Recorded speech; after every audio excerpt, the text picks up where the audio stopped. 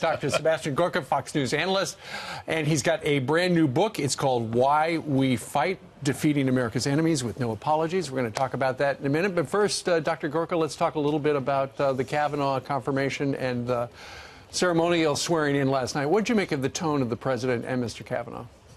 I'm just very grateful that the president did what had to be done. A good man, a godly man, was attacked, was impugned, and the president stood up there and he declared him innocent. So it was the right thing to do.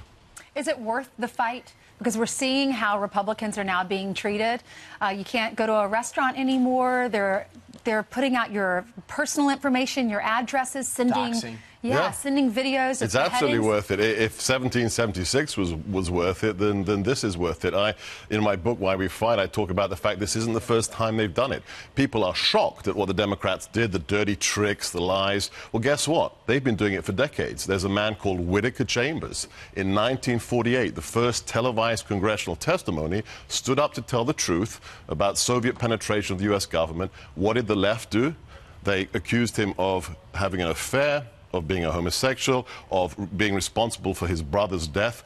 All of it lies. That's 1948. That's years before Justice Kavanaugh was even born. So this is a pattern, and we've always got to resist the lies. Here is Elie Mystal last night. Let's listen. The thing about making a deal with the devil is that the devil backs up his bargain, all right? The devil does not welch. Trump has delivered for these people on the things that they care about most. He has delivered racism for these people. He has delivered misogyny for these people. And now he's delivered the Supreme Court for these people, which is something that they've been trying to get for a generation. We're going to see if this reign that they now have control over all three branches of government, we're going to see if this reign lasts for 30 days or 2 years or a 1,000-year Reich. Is that the view you have on this administration? I don't know who this person is. We're used to the crazies, but that's an insult. That's an insult to people like my parents who lived under Nazi occupation. My parents were children when the Nazis took over Hungary.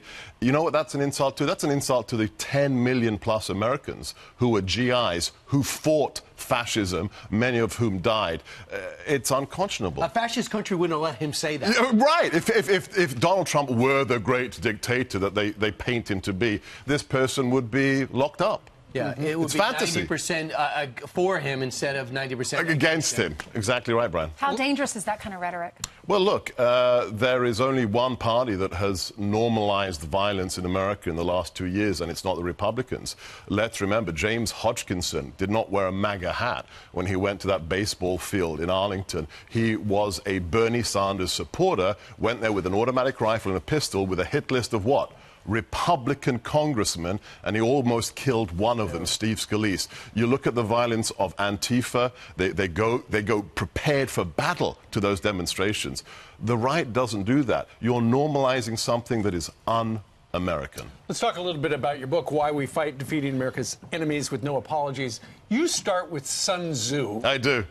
Yeah, look, there's two great masters of strategy, Sun Tzu from China almost 3,000 years ago, and then Clausewitz, who wrote The Art, Sun Tzu was The Art of War, Clausewitz wrote On War. If you know those two people, you can defeat any enemy, and the president has an instinct for this stuff. So Sun Tzu used this power, the strength of your enemy against them. Nothing's changed in warfare or politics for thousands of years. You're saying Donald Trump understands the enemy. Oh, yes, he understands the... Look at what he's done. He makes a statement. People go crazy, especially on the left. And what happens? A few weeks later, a few months later, it turns out to be what?